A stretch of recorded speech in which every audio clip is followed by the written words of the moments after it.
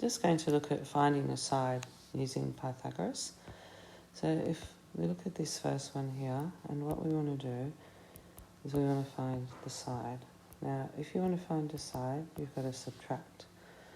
So we're going to get x, so we're going to go a squared equals, we'll call that a, b, and c, equals the big one squared, which is c, the hypotenuse, minus b squared.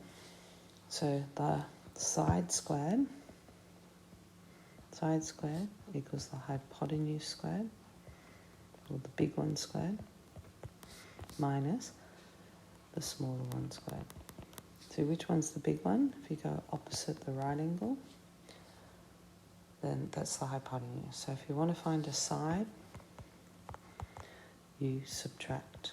If you want to find the hypotenuse, like we did before, you add. Okay, so that would be x squared equals 13 squared minus 12 squared. So x squared equals 13 squared would be 13 times 13, which is 169, minus 12 squared, which is 12 times 12. You can also use the square button in your calculator, which is 144. That will equal 169 minus 144 is 25. And then you simply square root your answer, because the opposite to squaring is a square root. So you end up with 5. Okay, so now we're just going to do the same thing, but we're just going to find it to a decimal place. So you want to find a side.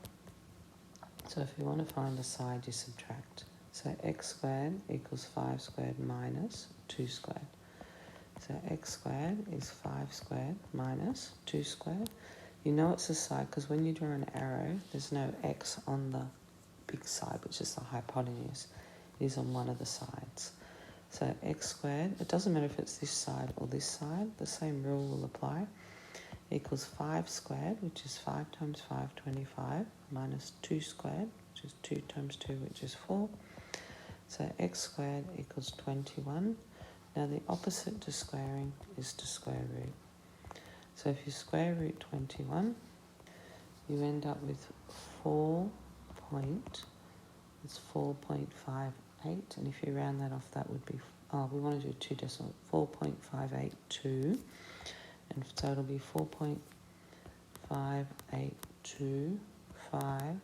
So 58 means that's the cutoff, so it's just going to be 4.58, because 2 is less than 5, and if that's less than 5, then you just cut it off. If it was greater than 5, it would go to 5.9. Okay, and this one here, we're going to leave it in exact form. Remember the other word for exact form? Sometimes it can be called a surd, because this is a surd, just like that. So we want to find a side once again. Doesn't matter where the side is. Like even if you drew your triangle in a different orientation, a different way to do the same thing. So we want to find the x, so we'll call that a, b, c. So we want the side squared, well, that's a squared, equals c squared minus b squared, or the side squared is the big one squared minus the small one squared. Because these two add to give the big one, so the opposite is subtracting. So that means that x squared equals 6 squared minus 3 squared. X squared is 36 minus 9. So x squared is 27. The square root of 27 will be the opposite, and you leave it, that's exact form. Don't put it in your calculator. Just leave it with the square root. If you put in your calculator, you're going forever after the decimal point, and you'll have to round off.